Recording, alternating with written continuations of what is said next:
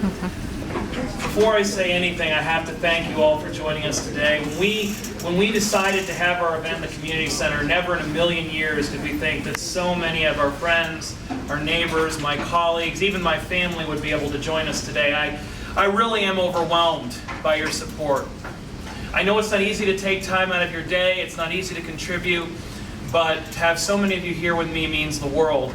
Beyond any city council race, I'm grateful for you all being here.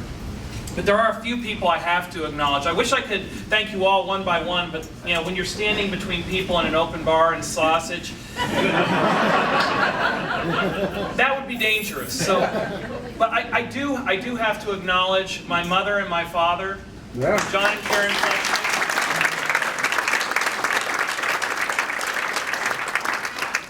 I literally wouldn't be here without them.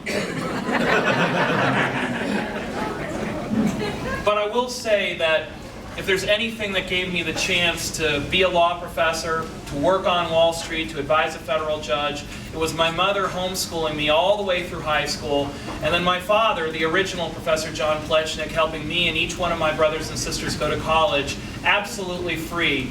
So without that, I wouldn't be here today. I'm very grateful they were able to join us from North Carolina.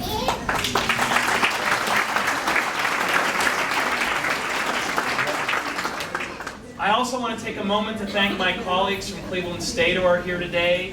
Dean Mark Sundahl and his family, Dean Heidi Robertson and hers, Professor Pam Diker-Middaugh, Professor Mary Jane McGinty, Professor Gwen Majette. These have been the best 3 years of my life. I love being Slovenian, I love living in Cleveland, and I love being a law professor at Cleveland State University.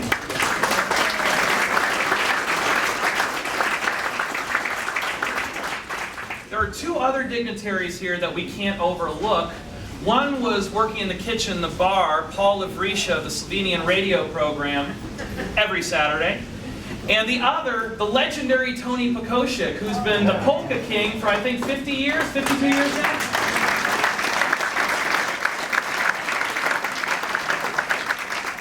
Thank you both for mentioning this dinner and mentioning our campaign on your radio shows. Well, with that, I want to just take one moment to say why I'm running for Willoughby Hills City Council, because it's a question you get a lot when you go door to door, you go volunteering at events. They say, why do you want to run for council?